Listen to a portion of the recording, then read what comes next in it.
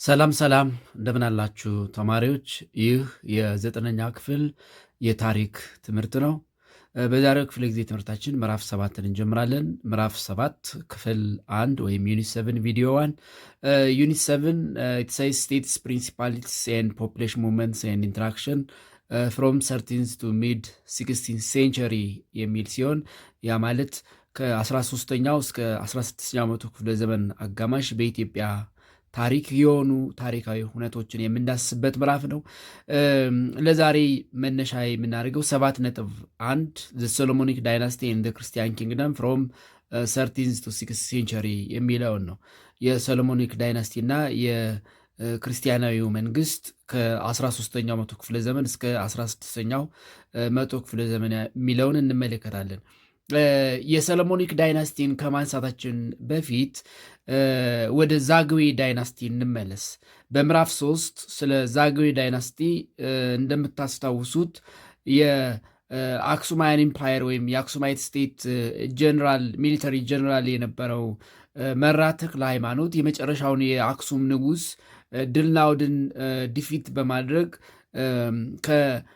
ኩሽ ወገን ወይም ደግሞ ከአገው ህዝብ የሆነ ዳይናስቲ ወይም ደግሞ የአገው ሩለርስ የተሰባሰቡበት ዳይናስቲ ዛግዌ ዳይናስቲ የሚባል እንደመሰረተና ከ1150 እስከ 1270 ሰሜኑን የኢትዮጵያ ክፍል እንዳስተዳደረ ተነጋግረን ነበረ።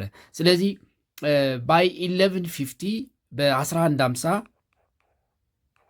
ባይ 1150 ኤዲ መራ ተክለ ሃይማኖት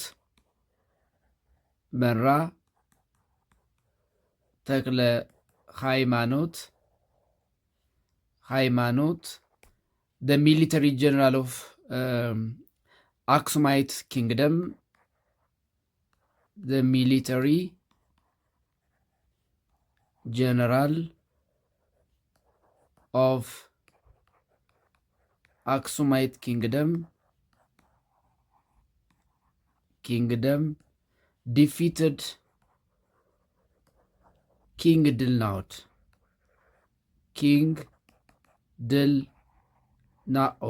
the last king of Aksum,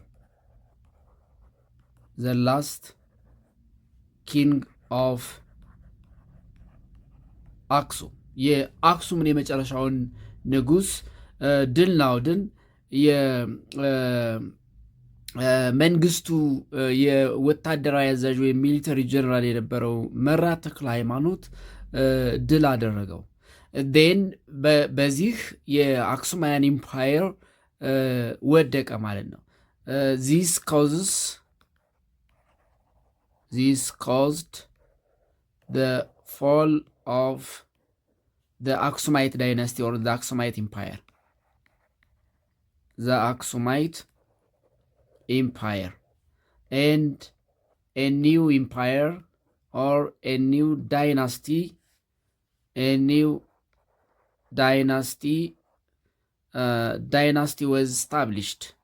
was established called Zagwe dynasty. ዛግዌ ዳይናስቲ የሚባል አዲስ ዳይናስቲ ተመሰረተ ማለት ነው። ስለዚህ ባይ መራ ተክለ ሃይማኖት ኦፍ ዲ አገው ፒፕል ፍሮም ደ ኩሽ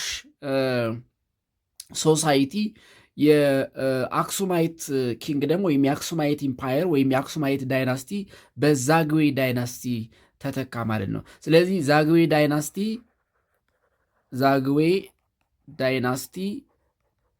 was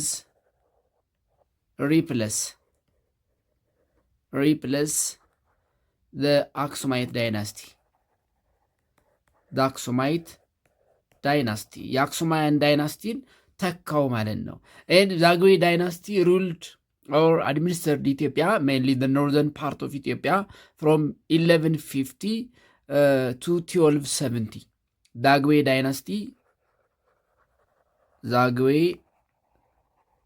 dynasty stayed from 1150 to 1270 AD ከ1150 እስከ 1270 የሰሜኑን ክፍል ወይም ደግሞ የአክሱማውያን ነገስታት ያስተዳድሩት የነበረውን ግዛት ማስተዳደር ጀመረ፣ ወይም ደግሞ አድሚኒስትር ማድረግ ጀመረ። የቆየውም ከ1150 እስከ 1270 ኦንሊ ፎር 120 ይርስ ነው። ለ120 ዓመታት 120 ይርስ ኦንሊ ፎር 120 ይርስ ለ120 ዓመታት ነው የቆየው።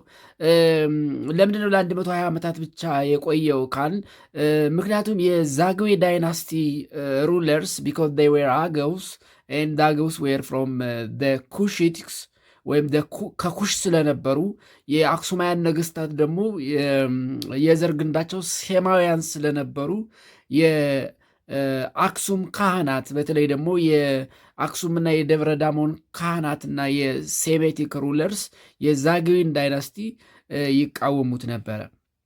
ስለዚህ ዛግዌ ዳይናስቲ Zagwe dynasty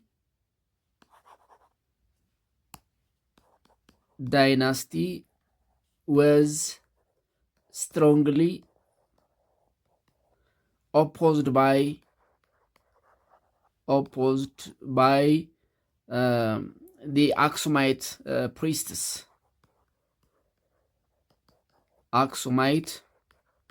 priests. Mainly the priests of Aksum and Devra Damo, mainly by the priests of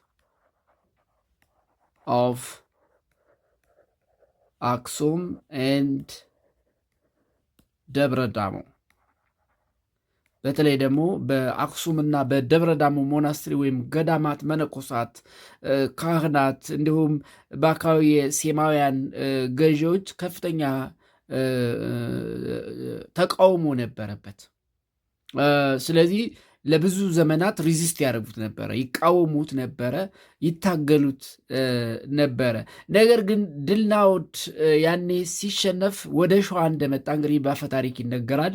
ወደ ሸዋ መጥቶ እንደኖረ እና ልጆች እንደወለደ ዴን እንግዲህ ከሱ የዘር ሐረግ ተገኘው የሚለው በኋላ ይኩኖ አምላክ የተባለ የሸዋ አካባቢ ገዢ የዛግዌ ዳይናስቲን ገዢዎች ወይም ሩለርስ ዲፊት በማድረግ እንደገና አዲስ ዳይናስቲ መሰረተ። ይህንንም ዳይናስቲ የሶሎሞን ዳይናስቲ ወይም ሶሎሞኒክ ዳይናስቲ ብሎ ይጠራዋል ማለት ነው። ስለዚህ ባይ 1270 a local ruler in Amhara called ይኩኖ አምላክ a local ruler in Amhara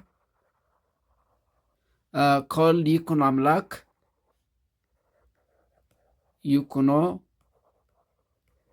አምላክ defeated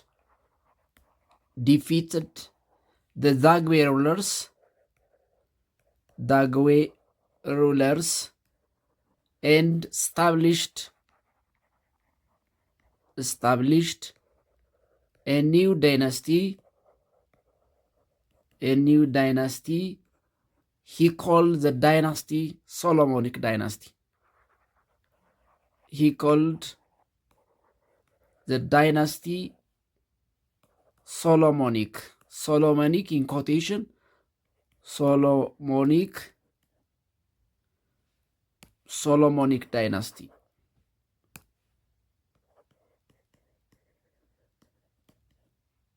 Solomonic ዳይናስቲ ብሎ ጠራው ማለት ነው።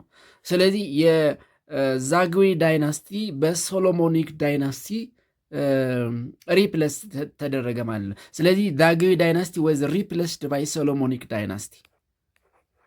ዛግዌ ዳይናስቲ ወዝ ሪፕለስድ ባይ ሶሎሞኒክ dynasty by 1270 AD. ስለዚህ እንግዲህ ያኔ በመራት ተክለ ሃይማኖት የዛግዌ ዳይናስቲ መስራች እና የወቅቱ ገዢ ወይም ንጉሥ የተሸነፈው ድል ናዖድ ወደ ሸዋ አማራ አካባቢ መጥቶ ይኖራል ወይም ደግሞ ይኖር ነበር የሚል አፈ ታሪክ ስለነበረና ይሄ ይኩኖ አምላክ የእሱ የልጅ ልጅ ነኝ በሚል የዛግዌ ዳይናስቲን ገዢዎች በማሸነፍ አዲስ ዳይናስቲ መሰረተ።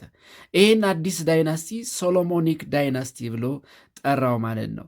ስለዚህ ለምንድን ነው ሶሎሞኒክ ዳይናስቲ ያለው? ምክንያቱም ይኩኖ አምላክ ሂ ክሌም ቱ ቢ ዲሴንዳንትስ ኦፍ አክሱማይት ኪንግስ የአክሱማይት ኪንግስ የዘር ሀረግ ያለኝ ነኝ ብሎ ያስብ ነበረ። ይኩኖ አምላክ ክሌምድ ይኩኖ አምላክ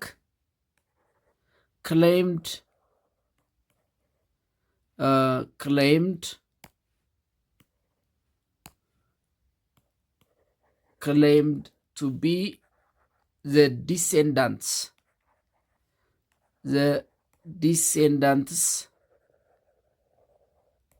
of the Aksumite kings. The Aksumite kings, mainly the last king ድል ናዖድ የመጨረሻው የአክሱማይት ንጉሥ የነበረው የኪንግ ድል ናዖድ የዘር ሐረግ ያለኝ ወይም ደግሞ ከነሱ የተገኘው ነኝ ብሎ ራሱን ይገልጽ ነበረ። ስለዚህ የቀደመውን የሰሎሞን ስርወ መንግስት ወይም የአክሱማውያንን ስርወ መንግስት መልሻለሁ ሲል የመሰረተውን ስርወ መንግስት ሶሎሞኒክ ዳይናስቲ ብሎ ጠራው ማለት ነው። ሶሎሞኒክ ዳይናስቲ ለምንድን ነው ሶሎሞኒክ ዳይናስቲ ያለው? እንግዲህ የአክሱማውያን ኢምፓየር ወይም የአክሱማውያን ኪንግደም ከሶሎሞን ጋር በዘር ሐረግ ግንኙነት አለው ተብሎ ይታመናል። በኢትዮጵያ ታሪክ ኦፍኮርስ ይሄ በታሪክ ፕሩፍ የሚደረግ አይደለም ወይም ደግሞ ማረጋገጥ የሚቻል አይደለም። ነገር ግን በኢትዮጵያ ታሪክ ኩዊን ሸባ የምትባል የአክሱማውያን ንግስት ነበረች። there was a queen called Queen Sheba in the Aksumite Empire.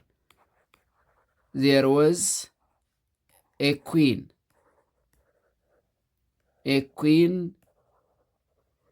named Queen Sheba. ኩዊን ሸባ አንዳንዶቹ ንግስት አዜብ ይላሉ፣ ወይም ንግስት ሳባ ኢን ደ አክሱማይት ኢምፓየር ይህ በተለይ እስከ እንግዲህ ከክርስቶስ ልደት በፊት በ500 ዓመት ዓለም በፊት የነበረች ንግስት ናት ተብላ ትታመናለች። እንግዲህ ንግስት ሳባ የሶሎሞንን ጥበብ ለማድነቅ ወደ እስራኤል ሄዳ ነበር የሚል አፈ ታሪክ አለ ወይም ሌጀንደሪ አለ። እንግዲህ በዛ ጊዜ ከንጉሱ ጋር ግንኙነት ፈጽማ አንድ ልጅ ጸንሳ እንደተመለሰች እና ይህም ንጉስ ሚኒሊክ ፈርስት ተብሎ እንደተጠራ በታሪክ የሚነገር በተለይ በክብረ ነገስት የሚነገር አፈ ታሪክ ወይም ሌጀንደሪ አለ። ስለዚህ ከነሱ የዘር ሐረግ ያለኝ ነኝ በሚል ወይም ከቀዳማዊ ሚኒሊክ የዘር ሐረግ ያ ማለት ከኩዊን ሸባና ከንጉሥ ሶሎሞን ከተወለደው ሚኒሊክ የዘር ሐረግ አለኝ የሚል እምነት ስለነበራቸው የመሰረተውን ዳይናስቲ ሶሎሞኒክ ዳይናስቲ ያለው ማለት ነው። ስለዚህ የሶሎሞኒክ ዳይናስቲ የዘር ሐረግ የሚመጣው ከኩዊን ሸባ ኤንድ ኪንግ ሶሎሞን ነው። ሶሎሞን ኦፍ እስራኤል ያ ማለት ኩዊን ሸባ ኤንድ ኪንግ ሶሎሞን አንድ ወንድ ልጅ እንደወለዱ ወይም ደግሞ አንድ ወንድ ልጅ ንግስት ሳባ ከንጉስ ሶሎሞን እንደወለደች እና ይሄ ንጉስ ደግሞ ሚኒሊክ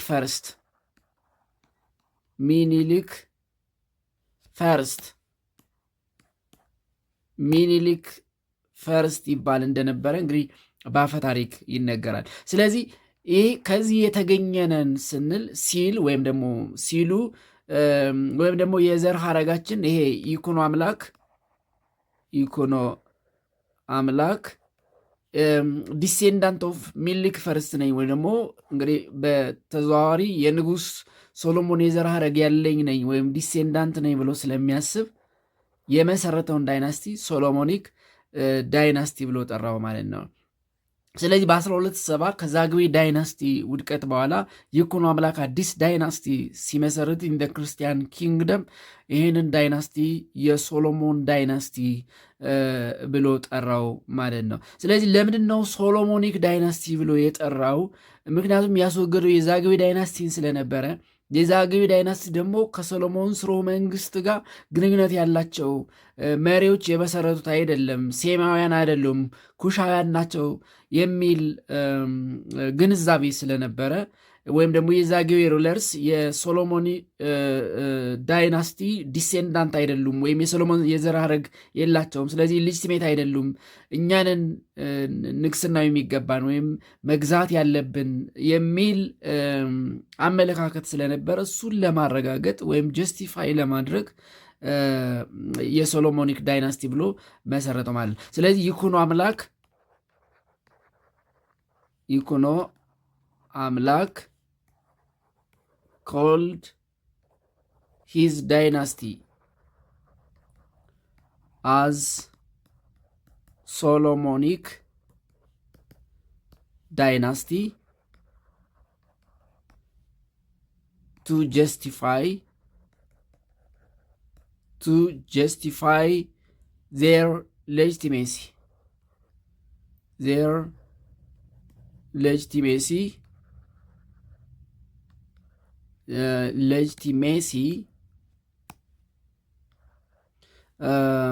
by claiming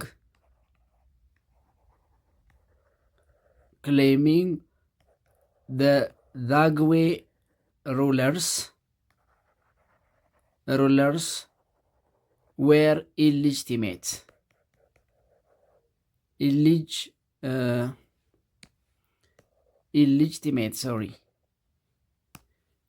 illegitimate. ያ ማለት የዛግዌ ሩለርስ ይቅርታ፣ የዛግዌ ሩለርስ ከሶሎሞን ጋር የዘር ግንኙነት የላቸውም የሚለውን ወይም ኢሊጂቲሜት ናቸው ወይም ደግሞ ንግስናዊ የሚገባቸው አይደሉም፣ የሚገባን የሶሎሞን የዘር ሐረግ ያለን እኛንን የሚለውን ጀስቲፋይ ለማድረግ ወይም ሌጂቲሜት ነን ለማድረግ ለማለት ወይም ደግሞ ከሶሎሞን ስርወ መንግስት ጋር የሚገናኝ የዘር ሐረግ አለን ለማለት እንግዲህ የመሰረተውን ዳይናስቲ ሶሎሞኒክ ዳይናስቲ ብሎ ይጠራዋል ማለት ነው። ስለዚህ ይኩኖ አምላክ የሶሎሞኒክ ዳይናስቲ እንደገና መስራች ተብሎ ይጠራል ማለት ነው። ስለዚህ ይኩኖ አምላክ ኢዝ ኮልድ ይኩኖ አምላክ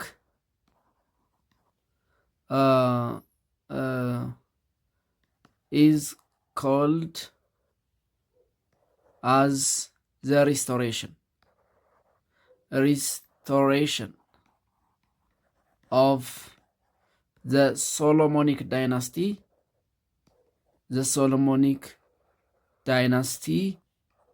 after 120 years ከ120 ዓመታት በኋላ እንደገና የሶሎሞኒክ ዳይናስቲን ሪስቶር ያደረገ ነው ተብሎ ይጠራል ማለት ነው። ነገር ግን ሶሎሞኒክ ዳይናስቲ የሚለውን ኢንኮቴሽን ያስቀመጥንበት ምክንያት ምንድን ነው? በታሪክ ሶሎሞኒክ ዳይናስቲ በኢትዮጵያን ታሪክ ሲጻፍ በኮቴሽን ነው የሚቀመጠው። ለምንድን ነው በኮቴሽን የሚቀመጠው? ቢኮዝ ኢት ኢዝ ሌጀንደሪ ነው። ያ ማለት የሶሎሞን ስርወ መንግስት በኢትዮጵያ ከንጉስ ሶሎሞን ኦፍ እስራኤል ዲሴንድ የተደረገ ነው ወይም ደግሞ የመጣ ነው ከሱ በልጁ በኩል በሚኒሊክ ፈርስት በኩል የመጣ ነው የሚለው ሌጀንደሪ ስለሆነ ነው። ሌጀንደሪ ነው ማለት ኢት ካን ኖት ቢ ሂስቶሪካሊ ፕሩቭን። ስለዚህ ዘ ኔም ሶሎሞኒክ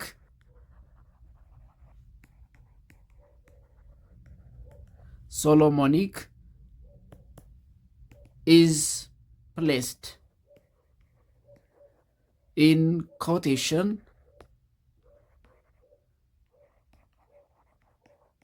in quotation marks marks because the claim of the descendant, the claim of descent ወይም descendant from King Solomon of Israel is legendary. አፈ ታሪክ ነው ወይም ደግሞ ሌጀንደሪ ነው። ሌጀንደሪ ነው ማለት cannot be historically proven. Legendary means legendary ነው ስንል means cannot be historically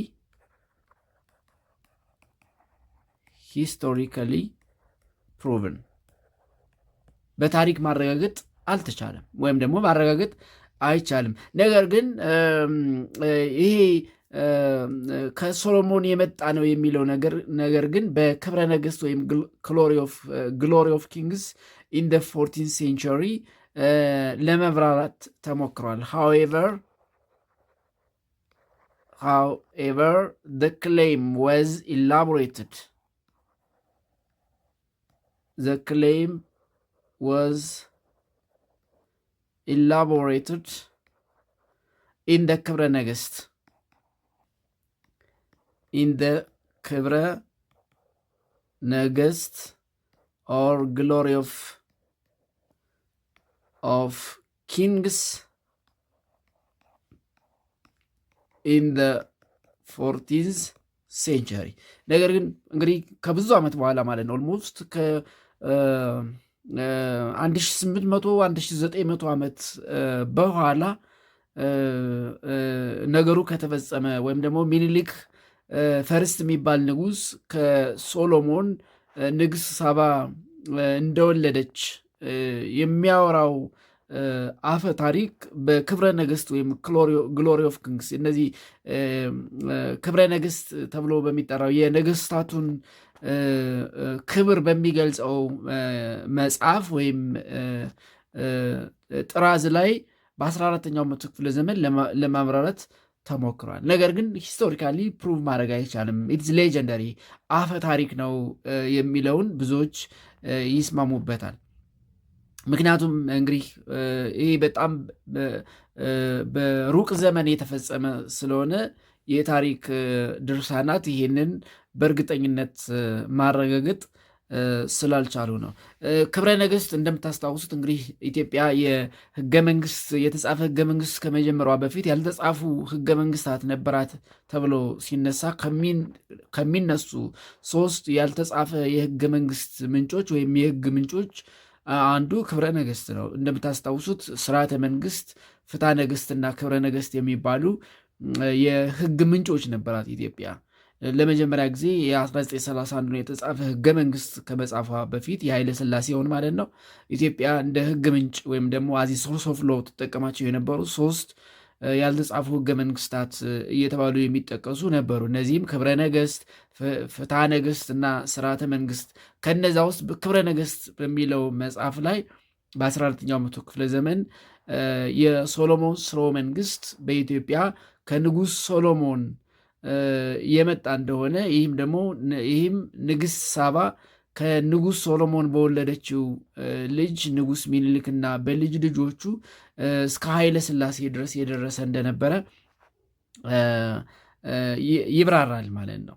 ስለዚህ ክብረ ነገሥቱ ክሌም ዳት ዘ ኢትዮጵያን ሩሊንግ ክላስ ዲሴንድስ ፍሮም ዘ ላይን ኦፍ ሚኒሊክ ፈርስት ሰን ኦፍ ኩዊን ሸባ ኤንድ ኪንግ ሶሎሞን ኦፍ እስራኤል። ስለዚህ የሶሎሞን ስርወ መንግስት አፍተር ይኩኖ አምላክ እስከ ቀዳማዊ ኃይለ ሥላሴ ዘመን ድረስ መድረስ ችሏል ማለት ነው። ስለዚህ ኢትዮጵያን ሞናርክስ ፍሮም ይኩኖ አምላክ ቱ ኢምፐረር ኃይለ ሥላሴ ፈርስት ክሌምድ ዲሴንዳንት ፍሮም ሚኒሊክ ፈርስት።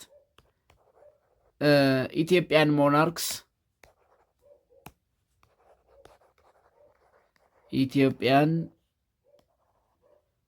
ሞናርክስ ፍሮም ይኩኖ አምላክ to Emperor ኃይለ ሥላሴ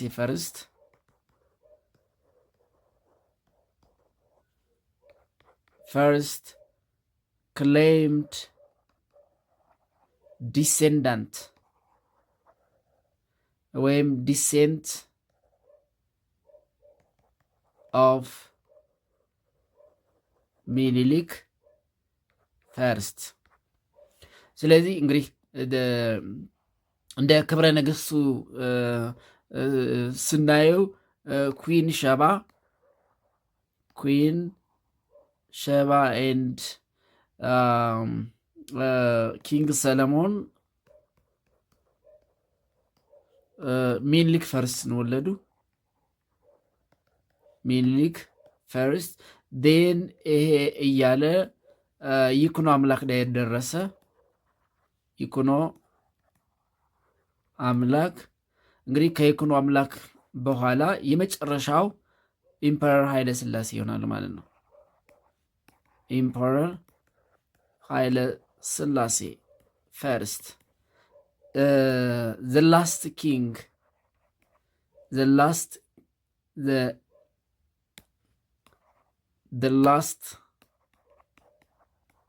king of Solomonic ዳይናስቲ። እንግዲህ የሶሎሞን ስርወ መንግስት የመጨረሻው ንጉስ በኢትዮጵያ ታሪክ ቀዳማዊ ኃይለ ሥላሴ ናቸው ተብሎ ይታመናል ማለት ነው። ስለዚህ ከሚኒሊክ ፈርስት እስከ ኢምፐረር ኃይለ ሥላሴ ያሉት የሶሎሞን ዲሴንዳንት ወይም የሶሎሞን የዘር ሐረግ ያላቸው ነገስታት ናቸው እየተባለ ይጠራል። ነገር ግን በመካከል እዚህ ጋር ምን አለ? ዛግዌ አለ። ዛግዌ ዳይናስቲ በኢትዮጵያ ታሪክ እንግዲህ ዛግዌ ዳይናስቲ ከ1150 እስከ 1270 ኤዲ ያለው ዘመን እንዳለ ሆኖ ማለት ነው። ስለዚህ የዛግዌ ዳይናስቲ ጣልቃ ገባ ለ120 ዓመት እንጂ እንግዲህ ከሚኒሊክ ፈርስት ጀምሮ እስከ 1974 በአውሮፓውያን አቆጣጠር የንጉሥ ሶሎሞን ስርወ መንግስት ያ ማለት እስከ ኃይለ ሥላሴ ውድቀት መጀመሪያ ድረስ እንግዲህ የንጉሥ ሶሎሞን ስርወ መንግስት በኢትዮጵያ ቀጥሏል ማለት ይቻላል ማለት ነው። እንግዲህ ይኩኖ አምላክ የመሰረተው የሶሎሞን ዳይናስቲን በመጀመሪያ የተቆጣጠሩን አካባቢ ስንመለከት the territory of Solomonic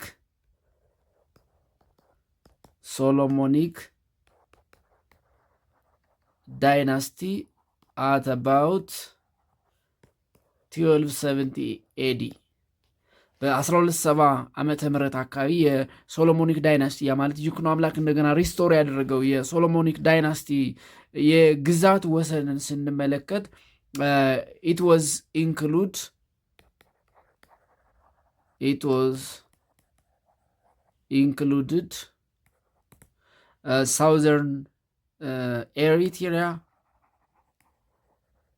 southern Eritrea, the present Tigray, Lasta, and northern part of Shwa.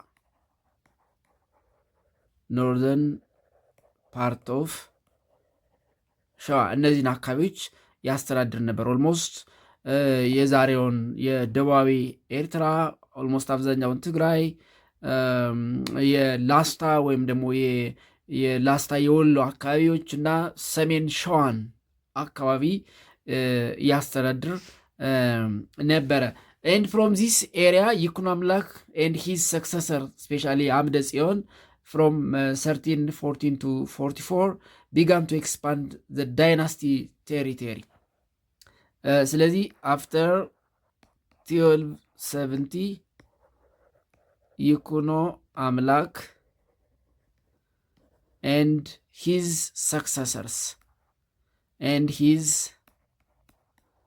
successors expand the territory of the dynasty. የዳይናስቲውን ቴሪቶሪ ማስፋፋት ጀመሩ። በተለይ ኢን ዘ ታይም ኦፍ አምደ ጽዮን ስፔሻሊ ኢን ዘ ሬን ኦፍ አምደ ጽዮን ኦፍ ኪንግ አምደ ጽዮን ruled from 1340 to 1344. The territory of the dynasty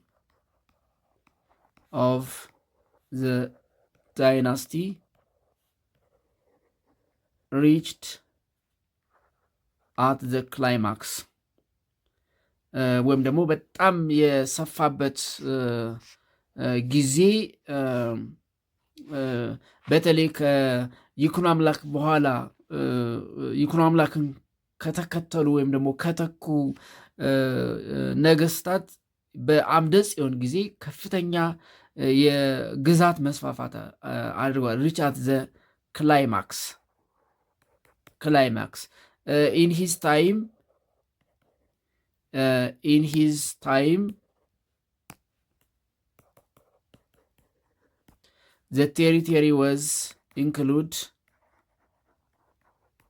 the territory of the dynasty was include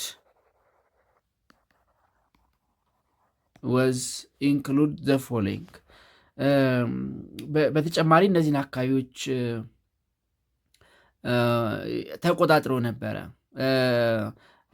the highlands of the ancient province of Aksum and Zagwe, the highlands of the ancient Aksum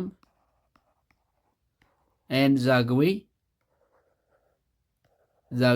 ያ ማለት የቀደሙት የአክሱም ነገስታትና የዛግዌ ነገስታት ያስተዳድሩትን የነበረውን የሰሜኑን ክፍል ጎንደር ኤንድ ኢስተርን ጎጃም ጎንደር ኤንድ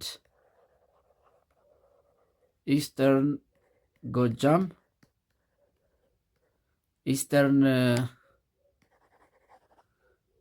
ኢስተርን ጎጃም ኢን ደ ኖርዝ ዌስት በሰሜን ምዕራብ በኩል ቢዛሞ ኤንድ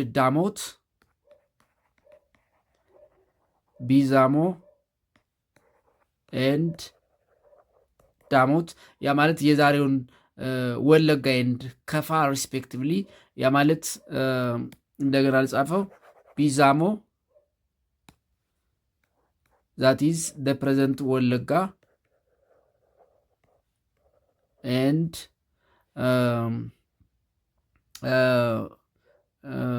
ዳሞት that is the present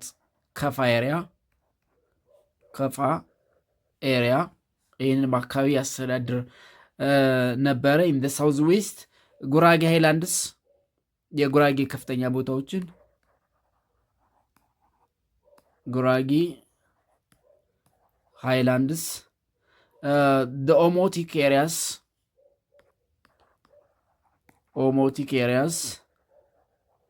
areas such as Wolaita,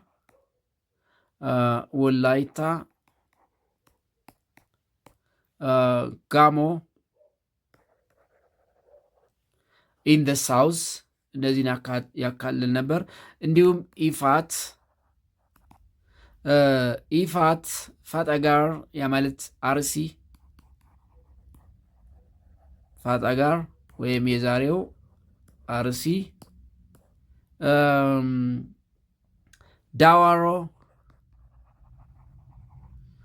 ዳዋሮ ወይም ደግሞ የዛሬውን ሐረር ሀዲያ ኤንድ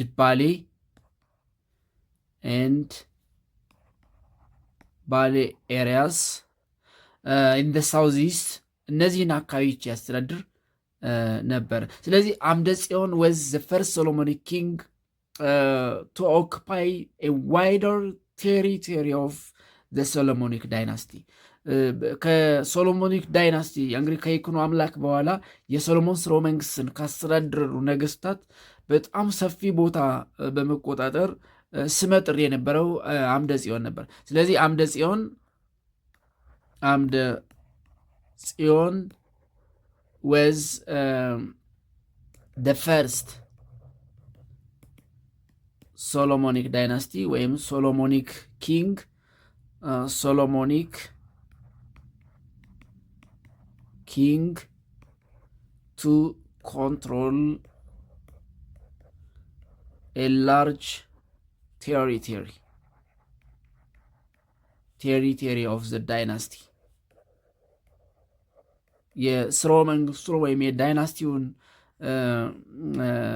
ላርጅ ቴሪቶሪ በመቆጣጠር የሶሎሞኒክ ዳይናስቲ የመጀመሪያው ነው ማለት ነው። ስለዚህ የሶሎሞኒክ ዳይናስቲ ወይም ደግሞ የሶሎሞን ስርወ መንግስት በጣም ሰፊ ቦታ እነዚህ እንግዲህ ከላይ የጠቀስኳቸውን የኦሞቲክ ኤሪያስ፣ የወላይታ፣ የጋሞ፣ የኢፋት፣ የፋጠጋር፣ የአርሲ፣ የዳዋሮ፣ የሐረር፣ የሃዲያ፣ የባሌ፣ የቢዛሞ፣ ወለጋ፣ የዳሞት ከፋ ኤሪያስ፣ የጉራጌ ሃይላንድስ፣ የጎንደርና ኢስት ጎጃም እና የቀደሙትን የአክሱሜን ዛግቤድ ሩለርስ ያስተዳድሯቸው የነበሩ የሰሜን ያ ማለት የአሁኑን ትግራይ የኤርትራ ደቡባዊ ክፍል ያስተዳድር የነበረው በአምደ ጽዮን ዘመን ነበረ ማለት ነው። ስለዚህ አምደ ጽዮን ከሶሎሞኒክ ዳይናስቲ ነገስታት የዳይናስቲውን ቴሪቶሪ በብዛት ወይም ደግሞ በስፋት በማስፋፋት ወይም ደግሞ ብዙ ቦታዎችን በመቆጣጠር የመጀመሪያው ተደርጎ ይወሰዳል።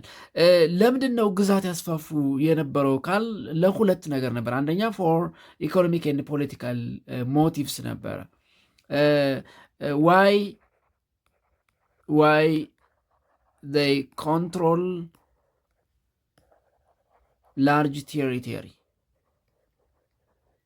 ለምንድን ነው ሰፊ ግዛት ይቆጣጠሩ የነበረው? ምንድን ነበር ዓላማው ካል ዓላማው the main motives of expansion were economic and political. The main motives of the expansion was economic and political.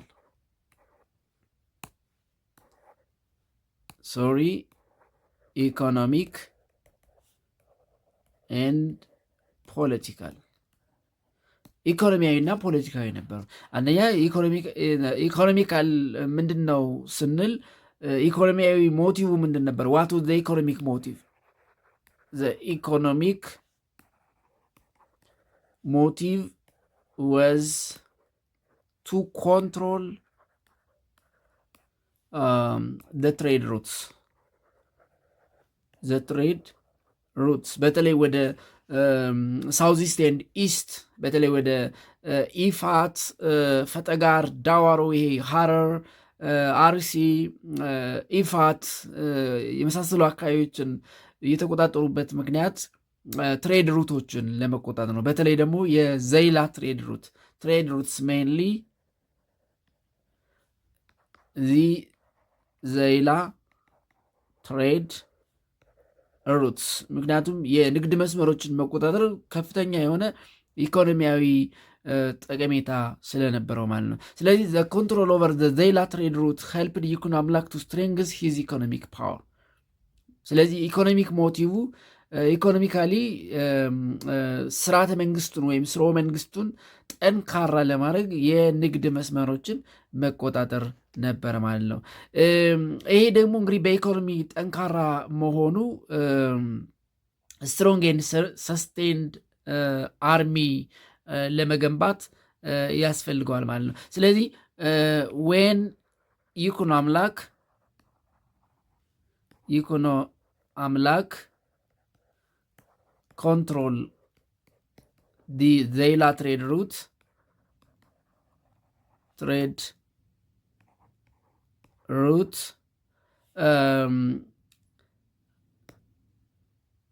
he became economically strong.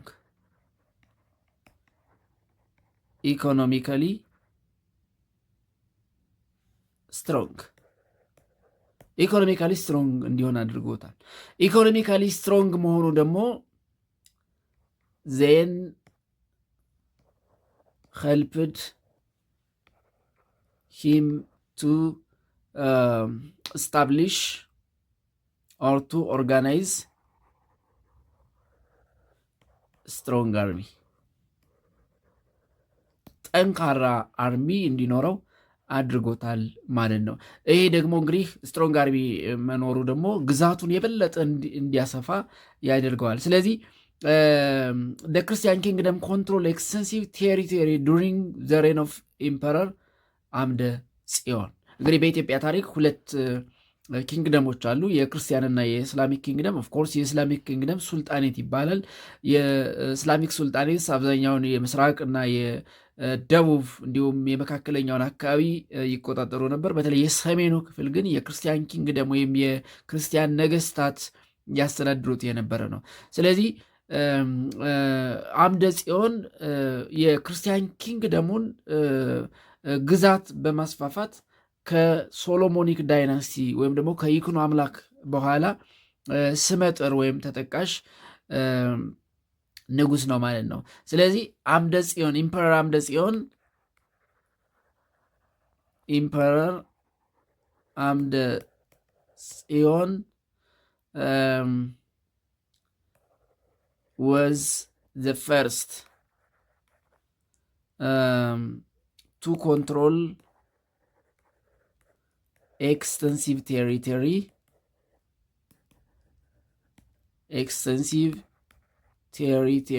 for the Christian kingdom.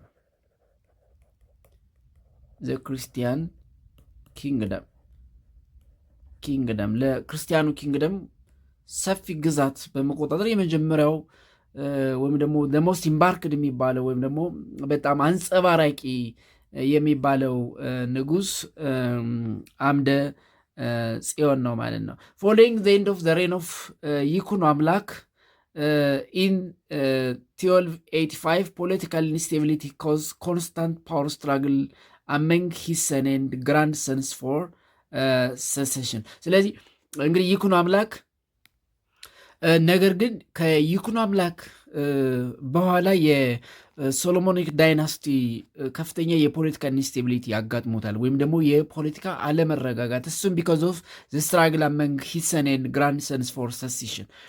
የይኩኖ አምላክ ልጆችና የልጅ ልጆች ስርወ መንግስቱን ተክቶ ለመንገስ በሚያደርጉት ሽኩቻ የሶሎሞኒክ ዳይናስቲ ከፍተኛ ፖለቲካል ኢንስቴቢሊቲ አጋጥሞት ነበር። ስለዚህ አፍተር ይኩኖ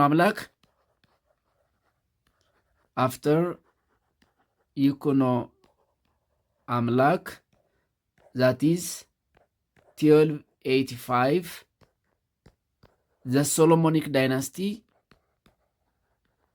the Solomonic dynasty faced political instability.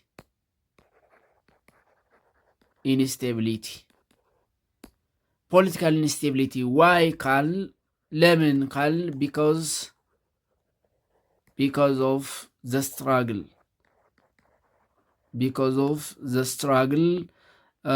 Among his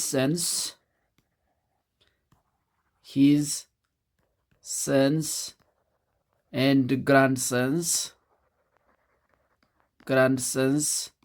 for secession.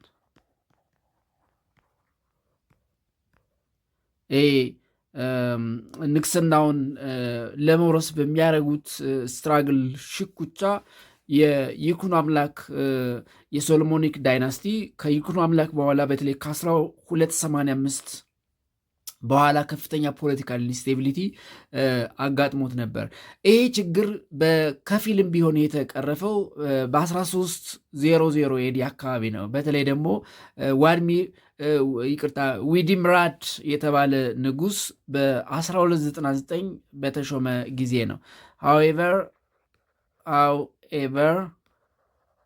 the political instability, the political instability,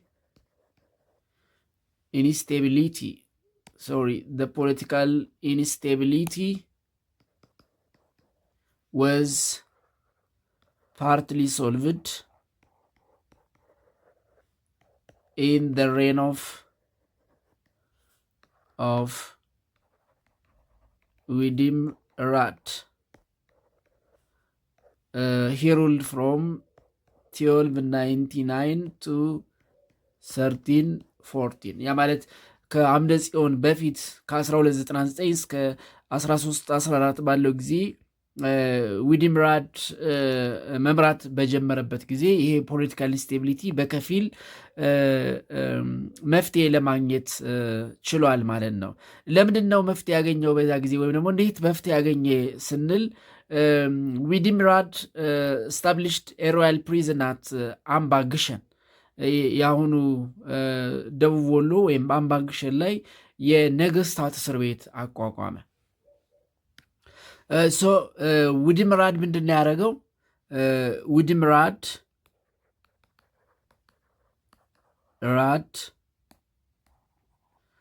established a royal prison at አምባ ግሸን። አምባ ግሸን ላይ የነገስታት እስር ቤት አቋቋመ። ኤንድ ሁሉንም ወንድ ሮያል ፋሚሊስ አምባ ግሸን ላይ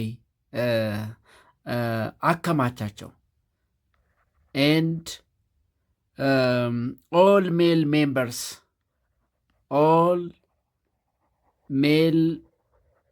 ሜምበርስ ኦፍ ዘ ሮያል ፋሚሊ confined at አምባ ግሸን ወይም አሁን የግሸን ማርያም የሚገኝበት አምባ ላይ በመሰረተው ወይም በከፈተው እስር ቤት ሮያል ፕሪዝን ሁሉንም እንግዲህ ወደ ንግስና ይመጣሉ ተብለው የሚታሰቡ ሁሉንም ወንድ ሜምበርስ ኦፍ ዘ ሮያል ፋሚሊ እዛ ጋር አሰራቸው ማለት ነው። ለዚህም ሮያል ሶልጀርስ ይህንን የሚጠብቁ ሮያል ሶልጀርስ ወይም ደግሞ የልዑላኑ ጠባቂ አቋቋመ። ን ዌን ደ ሞንክ ዳይድ ኮርትስ ሴንድ አን አርሚ ቱ ዘ ሮያል ፕሪዝን ቱ እስኮርት ዘ ዲግኒት ሰክሰሰር ኤንድ ፑት ሂም ኦን ደ ስሮን። ን ንጉሱ ሲሞት ከነሱ አንዱ ይመረጥና እንደገና ወደ ስልጣን ይመጣ ነበረ። ዚስ ፕራክቲስ ኮንቲኒዩ አንቲል አምባ ግሸን ዋዝ ዲስትሮይድ ባይ ኢማም አህመድ ኢብራሂም አልጋዚ ኢን 1540 በ1540 በኢማም አህመድ ኢብራሂም አልጋዚ ወይም በተለምዶ ግራኝ አህመድ በሚባለው ጦር የአምባ ግሸን እስከሚፈርስ ድረስ ይሄ ስርዓት ቀጥሎ ነበር ማለት ነው። ስለዚህ ዊዲምራድ የሮያል ፋሚሊ ወንድ ልጆችን እዛ ጋር በማከማቸት ወይም በማኖር ወይም እንደ ቤተ መንግስት አይነት ነገር ነው። ኦፍኮርስ ሮያል ፕሪዝን ሲባል እንግዲህ እንደ ተለምዶ እስር ቤት ማለት አይደለም። የሚነግሱ ወንድ ልጆች የሚቆዩበት፣ የሚሰለጥኑበት ልዩ ጥበቃ ያለው የሮያል ፋሚሊ ፕሪዝን ሆኖ ዜን አንዱ ንጉስ ሲሞት ከነዛ የተመረጠው ተወስዶ ይሾም ነበር ማለት ነው። ይሄ እስከ 1540 ቀጠለ ማለት ነው። እንግዲህ የግራኝ አህመድ ጦር አምባ ግሸንን ወይም ይሄን ሮያል ፕሪዝን እስከሚያፈርሰው ድረስ ይህ ስርዓት ቀጥሎ ነበረ። ሌላው እዚህ ጋር ማንሳት ያለብን እንግዲህ በ1636 ጎንደር እስከምትመሰረት ድረስ የኢትዮጵያ ነገስታት ቋሚ መቀመጫ አልነበራቸውም። በተለይ ከ1270 እስከ 1636 from 1270 to 1636 the ሞናርክስ ሃድ ኖ ፐርማነንት ካፒታል ሞናርክስ ሃድ ኖ ፐርማነንት ካፒታል ላይክ አክሱም ኤንድ ላሊበላ። እንደምታስታውሱት የአክሱማይት ኢምፓየር አክሱም ነበረ ዋና መቀመጫቸው። የዛግዌ ዳይናስቲ መጀመሪያ ዳፋ ዜን በኋላ ሮሃ ወይም አሁን ላሊበላ የተባለችው ዋና መቀመጫቸው ነበረች። ነገር ግን ከ1270 እስከ 1636 የነበሩ የሜዲቫል ሞናርክስ ወይም የሶሎሞን ስርወ መንግስት ነገስታት ቋሚ መቀመጫ አልነበራቸውም። ፈርስት ፊክስድ ካፒታል ኢን ሜዲቫል ሞናርክ ኦፍ ኢትዮጵያን ሂስትሪ ወዝ ጎንደር ኢን 1636 በ1636 ለመጀመሪያ ጊዜ ዋና መቀመጫ ወይም ፊክስድ ካፒታል የሆነችው ጎንደር በ1636 ነው። ስለዚህ ጎንደር በ1636 የሜዲቫል ሞናርክ ወይም የመካከለኛው ዘመን የኢትዮጵያ ነገስታት ዋና መቀመጫ እስከምትሆንበት ጊዜ ድረስ ከዛግዌ ዳይናስቲ ውድቀት በኋላ ከ1270 እስከ 1636 ፐርማነንት ካፒታል አልነበራቸውም። ይልቁንም the rulers over the vast territory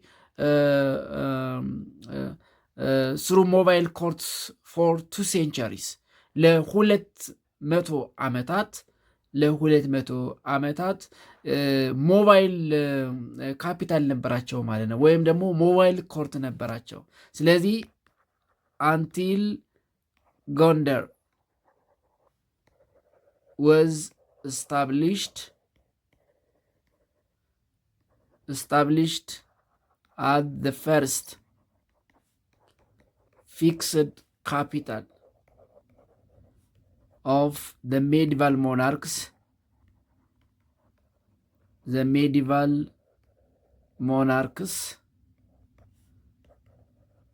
had mobile capital.